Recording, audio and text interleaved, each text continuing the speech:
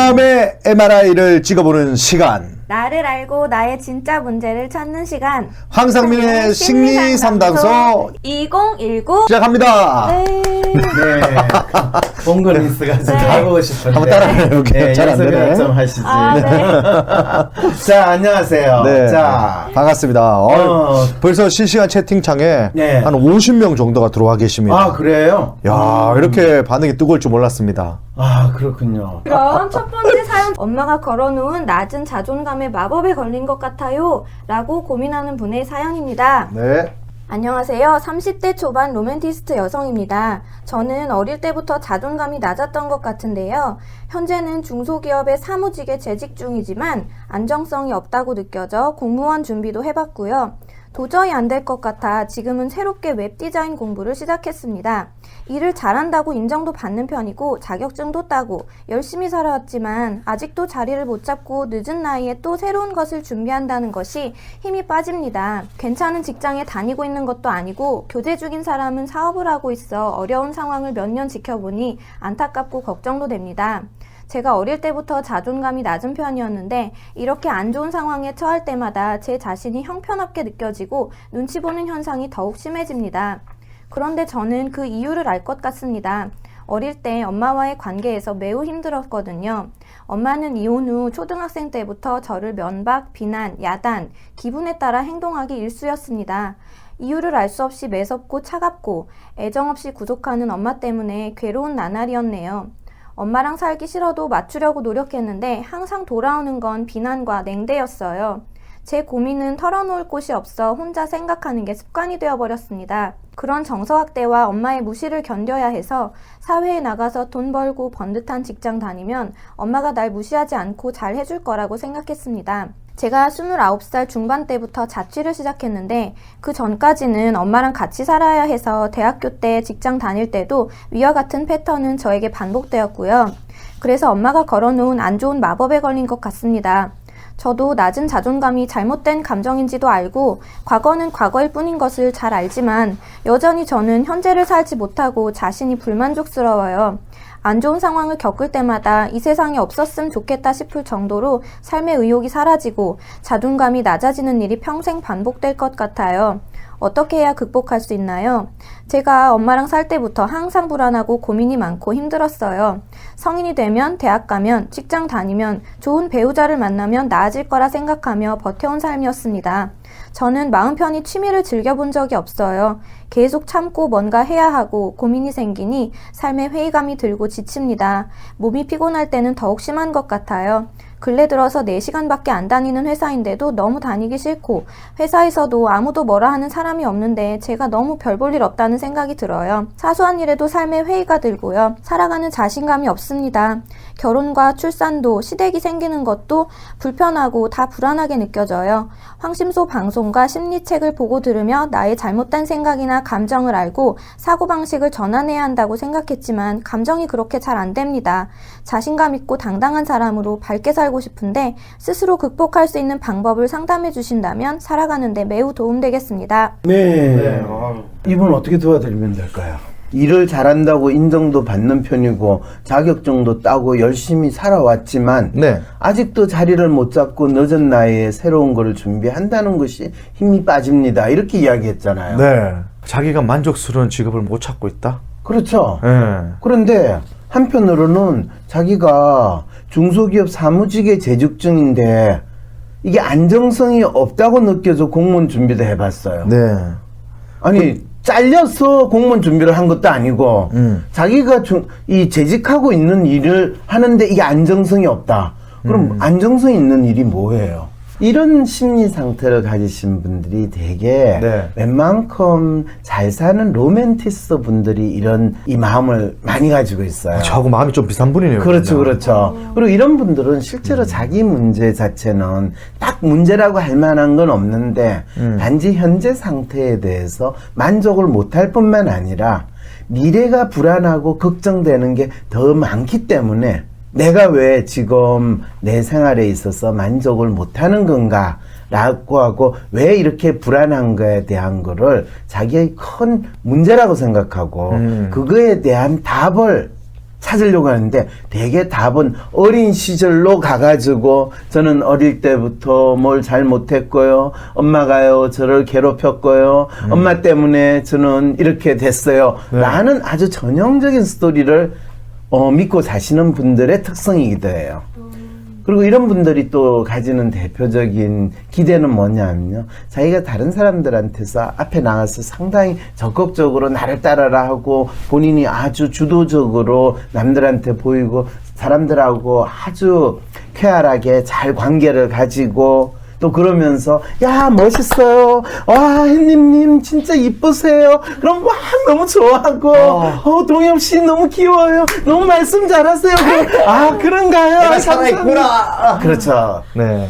그런 마음으로 지내시는 분이죠. 저 비슷하네요. 하루하루가 저는 왔다 갔다 하거든요. 아 그래요? 네. 동엽 씨가 어떤 성향인지 분명히 이해가 되죠. 심리 상태는. 동엽 씨는 참 놀랍게도요. 네. 로맨티스트의 아주 감수성이 뛰어나고 네. 또 예민하기도 하면서 그러면서 끊임없이 다른 사람한테서는 자기의 멋진 모습을 네. 보여주려고 노력하고 네. 그런데 막상 그런 기회가 되면 본인이 약간 위축하고 위축되고. 잘 못하지 않을까 걱정하고 걱정하고. 근데 뭐 멍석가르나면 또 하기는 잘해요. 해. 근데 하기 전까지는 상당히 불안하고 내가 괜히 걱정해요. 하려고 했네. 이렇게. 그렇죠. 그러면서 또 그게 사라지고 나면 하고 싶었는데. 그러게요, 그러게요. 왜 이런지 모르겠네. 잘할 수 있었는데 네. 왜 할 거야? 그래서 저번에 막 댓글에도 엄청 칭찬도 많고 그랬는데 제가 네. 깜짝 놀랐어요. 끝났을 때 네. 그러셨잖아요. 제가 오늘 도움이 됐나요? 하면서 가셨잖아요. 그러니까요. 그래서 제가 황 박사님의 황 박사님 박사님 칭찬 칭찬 잘 안 해 나한테. 아니 주로 박사를 내죠. 네. 저를 박사인데 박사를 내시더라고요. 그렇죠. 그런데 이제 또 더 재밌는 건 이런 분들이 이제 본인이 현재 다른 사람들로부터 아주 인정을 받거나 번듯하거나 그런 상황이 있지 않으면 스스로를 약간 자책하는 마음으로 사시는데 그거를 이제 뭐라고 표현하냐 하면 자기가 자존감이 낮아서 그렇다라고 이야기를 해요. 그래서 그 자존감이 왜 낮아졌냐 하면 나의 자존감은 나를 항상 구박하고 내 마음대로 나를 움직이려고 했던 엄마 때문이야. 그래서 내가 엄마한테 마치 자존감의 마법에 걸린 것 같아요. 엄마가 아침마다 내가 너희 자존감이 줄어들어라. 너는 낮은 자존감을 가졌어. 이렇게 이제 마법을 줬기 때문에 현재 내가 나이가 거의 30이 다 돼가는 이 나이에도 저는 자존감이 없어요. 이런 이야기를 하는 거예요. 그래서 이 사연전을 시작하면 참 재미있어요. 어릴 때부터 자존감이 낮았던 것 같아. 어릴 때 자존감이 낮은지 높은지 지가 어떻게 알아? 잘 지가 모르지. 그냥 수줍고 위축된 상황으로 살았다. 네. 이렇게 하면 말이 맞아요. 네. 여러분 보기엔 전 자존감이 높은 것 같아요? 자존감이요? 네. 높은 것 같지만 어떤 사안이 딱 돌을 때잖아요. 뭐 대학교만 나오면 자존감이 뚝 떨어지는 것 같아요. 모 대학교만 넣으면 자존감이 있는 게 아니라 모 대학교에서 잘렸다라는 것이 자존감의 문제가 아니라 근데 심리 상담사를 심리하는 뭐 치료사들 보면 네. 그런 내가 아팠던 이야기 뭐 이런 얘기 많이 하면 그게 다 풀린다더라고. 아, 그럼요. 근데 박사님 얼마나 얘기해 풀립니까 도대체? 그 얘기는. 이게 이제 제가 습관이 된 거예요. 사실은 별로 좋은 방법은 아닌데, 뭐 내가 술을 마시면서 네. 내가 좀 열받는 걸 푸는 거, 네. 다 비슷해요. 약간의 자학적인 네. 그런 행동을 저 스스로한테 하는 거죠. 그러면 이분도 그런 자학적인 마음에서 다 회사도 다니기 싫고 막 이렇게 에너지가 없고 아무것도 하기 싫고 막 이런 마음이 되는 건가요? 그렇죠. 왜냐하면 남들이 그럴 때는 자학이라고 하지 않고 자책하는 거예요. 자책으로. 근데 이분이 남들이 바라봤을 때는 진짜 부럽거든요. 왜냐하면 4시간 정도 되는 회사에 근무도 하고, 그리고 남자친구도 지금 현재 있잖아. 있고, 심지어는. 그렇죠. 그리고 부모님도 어쨌든 저쨌든 지금 어머님이 계셔가지고 우리 뭐 그러게요. 같이 얼굴도 보고 이렇게 잘 지내는 것 같고. 맞아요. 뭐 힘들 게 하나도 없는데 이분이 네. 남들 보면 막 뭐 엄청 세상에서 제일 비련의 주인공처럼 얘기하니까. 그렇죠. 거기에 네. 이유가 뭔지 알아요? 잘 모르겠습니다. 본인의 정체성이라고 보통 표현을 하잖아요. 너는 누구인가, 뭐, 너 자신을 알라, 이런 이야기를 할 때, 많은 사람들은, 자기가 누구지? 이런 질문을 던질 때, 그게 사실은 심리학에서 사용하는 정체성이라는 개념에 근거한 질문인데, 내가 무엇을 위해서 사는가, 내가 현재 왜 사는가, 이런 질문들 제가 방송에서 많이 하잖아요. 네. 근데 그게 이제 나를 알기 위해 어떤 노력을 각자 해볼 수 있는지 꿀팁 한 개만 주세요. 나를 알기 위해서 어떤 노력을 해야 되냐. 나 자신을 알려면 어떻게 해야 되느냐? 네, 제가 WPI도 해보고 네. 이제 노력을 하거든요. 네. 근데 어떤 다른 방법은 없을까요? 일기도 써보고 하거든요. 그렇죠. 사람들은 자기를 알기 위해서 어떤 노력을 보통 하나요? 일단은 나 자신을 내가 아는 것보다는 내 주변 사람들이 정확하게 객관적으로 아는 편입니다. 아, 그래요? 그러다 보니까 내 주변 사람 한 3분한테만 나는 어떤 사람이야 라고 얘기했을 때 네. 그분들이 너는 이렇다 이렇게 동엽 씨한테는 뭐라고 이야기하던가요? 제 주변 사람들이요 네. 되게 가식적이고 가식적이다. 그리고 또 너무 눈치 빠르게 행동한다. 그때 본인이 주위 사람들한테 내가 어떤 사람인지 물어본 것 자체가 잘못된 거죠. 물어보면 안 됩니까? 아니, 물어보면 안 된다는 건 아닌데 네. 진짜 자기 자신을 안다는 거는 다른 사람이 나를 보는 거에 연연하지 말고 연연하지 마라. 내가 내를 보는 것이 무엇인가를 아는 것이 먼저 자기 자신을 아는 첫걸음이다 라는 이야기를 해줬는데 근데 이런 거는 어떻습니까? 지금 댓글로 네. 리즈인가요? 리즈 레몬님이 햇님 점점 예뻐지신다. 그리고 동엽님 너무 귀여우세요. 이렇게 네. 왔는데 이것도 그럼 뭐 받아들이면 안 되는 거죠? 아니 받아들여야죠. 이런 것도 받아들여야 돼요? 그럼요. 네, 근데 어쨌든 이분 사연에 초점을 줬어. 이분 같은 경우에 그동안 왜 산 것 같아요? 이 사연에서 이분은 그동안 왜 살았다고 생각을 해요? 네. 엄마한테 잘 사는 모습을 한번 보여줘서 그렇죠. 엄마가 우리 딸 내가 그때 미안했어 라는 어떤 엄마에 대한 진정한 사과를 듣고 싶어서. 진정한 사과를 듣는 게 아니라요. 네. 여기에 그대로 있어요. 정서 학대와 엄마의 무시를 견뎌내야 해서. 본인이 어린 시절에 그리고 나이가 30이 될 때까지 살았던 이유는 엄마가 내한테 신경질을 퍼붓거나 할 때 그거를 내가 참고 견뎌야 돼. 그리고 나를 무시하는 거를 내가 참아야 돼.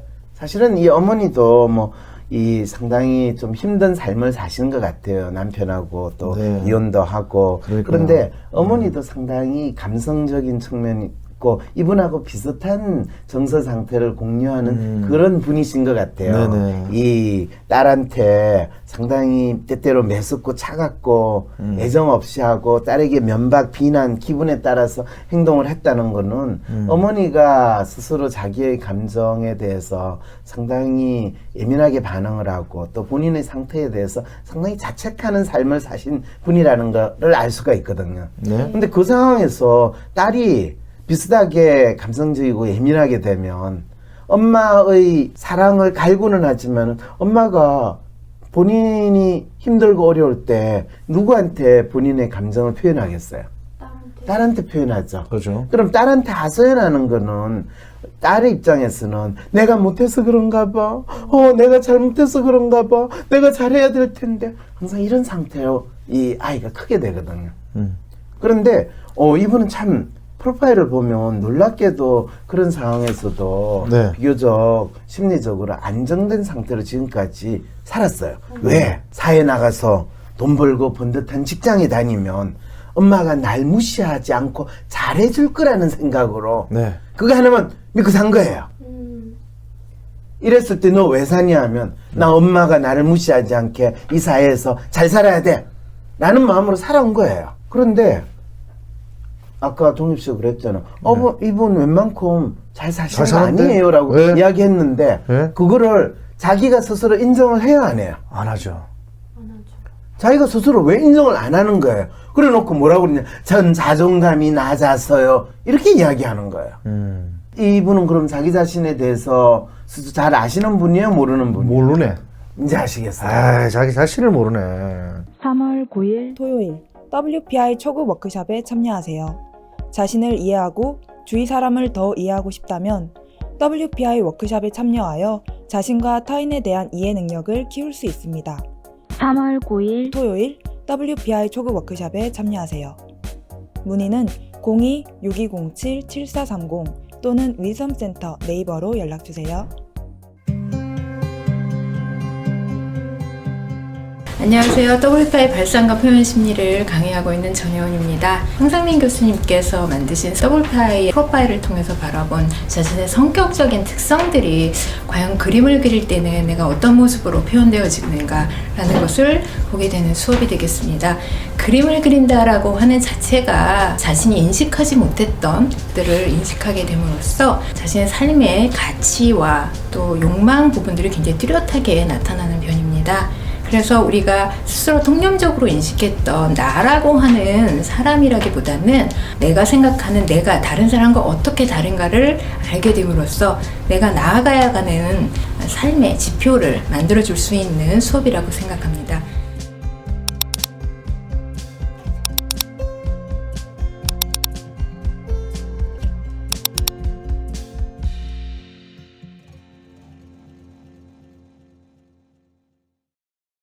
이분은 자기가 자존감이 없어서 네. 자기가 지금 힘든 것이 아니라 자기가 얼마든지 잘한 부분, 자신의 긍정적인 부분을 그걸 항상 부정하고 그리고 심지어는 잘한 것조차도 그거를 받아들이기는커녕 또 다른 걸 만들어가지고 네. 이거는 안정적이지 않아.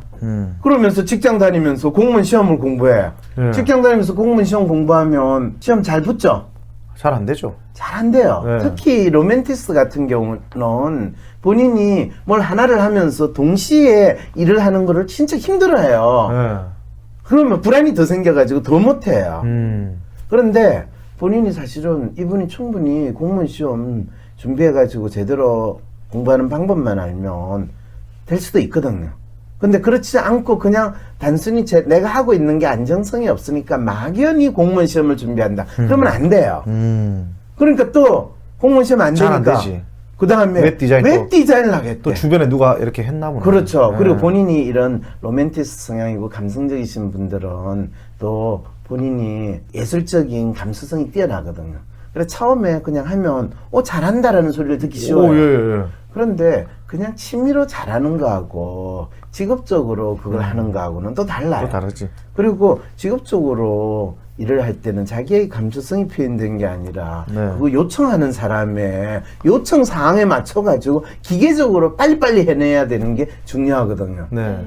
근데 로맨 성향의 사람들은 일을 빨리빨리 하는 걸 힘들어해요. 맞아요. 그런데 지금 웹 디자인을 하겠다는 거는 하나만 알고는 둘을 전혀 고려하지 그렇지. 않은 네. 지금 본인의 판단이거든. 이게 자존감 문제예요? 자기 자신이 어떤 특성을 가지고 있고 이게 살아가는데 무슨 일을 하는데 중요하게 작용하는가를 모르기 때문에 이런. 답 나왔네. 답 나왔어.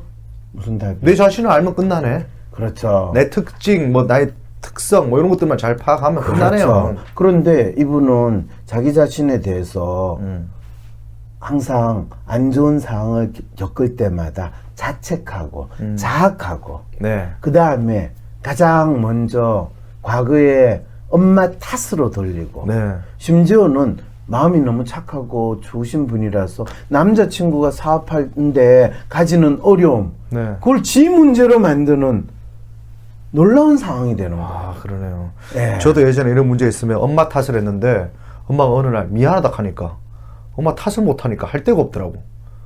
그때부터 제 자책을 하게 됐네. 아, 그렇군요. 네. 그 놀라운 통찰이네요, 동욱 씨가. 자기에 대한 그런 통찰을. 할 이제 수 내 있는 자신을 거. 보게 됩니다. 이제. 그러네요. 네. 네. 이분을 통해서 또 저 자신을 보게 됐습니다. 그렇죠. 그래서 네. 이분은 지금 안정적인 미래를 생각한다면 지금 당장 남자친구한테 결혼하자고 이야기하는 게 맞아요. 그럼 더 불안하지 않겠습니까? 아니죠.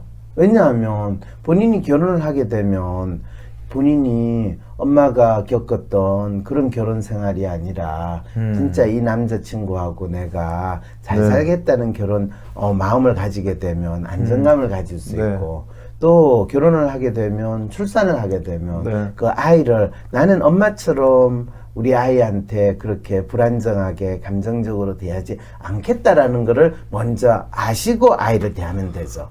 그건 맞는데 남편이 될 분도 지금 사연 주신 분하고 특성이 좀 비슷하면 어떡합니까? 피해야 될 거 아니에요? 근데 남편 될 분이 사실은 특성이 비슷하면 비슷한 대로 서로 잘 파악해서 살면 되고 다르면 다른 대로 파악을 하면 되는 거지. 그걸 뭐 꼭 비슷한 사람이 좋고 비슷한 사람이 어렵고 그런 건 없어요. 아니에요? 전혀 아니에요.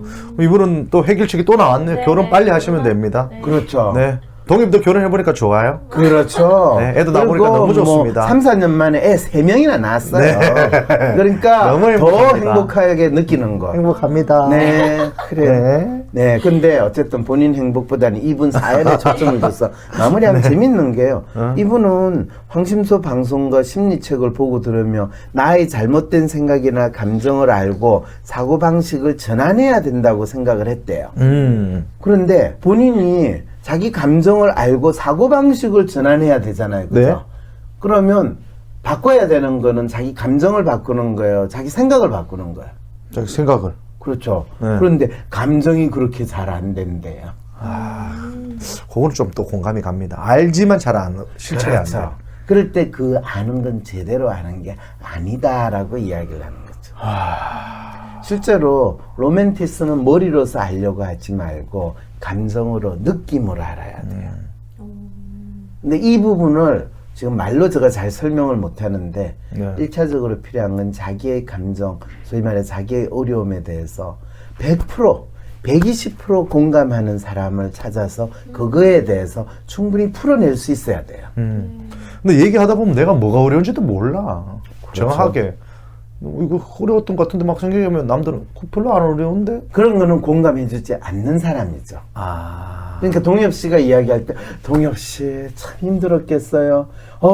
진짜 내가 먼저 눈물이 나오네. 뭐 이런 박사님 저를 좀 그렇게 해주시면 안 됩니까? 내가 주로 그렇게 뭘 저를 그렇게 해줘요 저한테. 맨날 공감 하나도 못하고. 아니 방송 중간에 우리가 휴식할 땐 내가 100% 그렇게 해주지 방송 때는 그렇게 해줄 수가 없잖아요. 이야 방송 카메라 우리 끄지도 않았죠.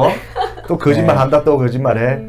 참 이분이 진짜 이게 이제 가학적인 모습을 보이는 게 자학에서 가학. 저는 요즘에 탓할 사람이 없었는데 엄마 없어가지고 힘들어했잖아요. 박사님을 찾았습니다. 박사님 탓합니다. 박사님. 그렇죠. 뭐 이것도 어쩔 수 없이 내가 받아줄게. 고맙습니다. 날 탓하세요. 내가 누구인지 아는 첫걸음을 떼고 싶으신가요? 모든 사람은 나와 다릅니다. 황상민의 심리연구소를 검색해 WPI 검사를 해보세요. 자신을 찾는 첫걸음을 뗄 수 있습니다. 쏟아지는 기사 속에 진짜 문제를 밝히는 등불로 여러분과 함께하기 위해 황상민 TV로 찾아뵙겠습니다. 전용 스튜디오를 마련할 수 있도록 많은 후원 부탁드립니다.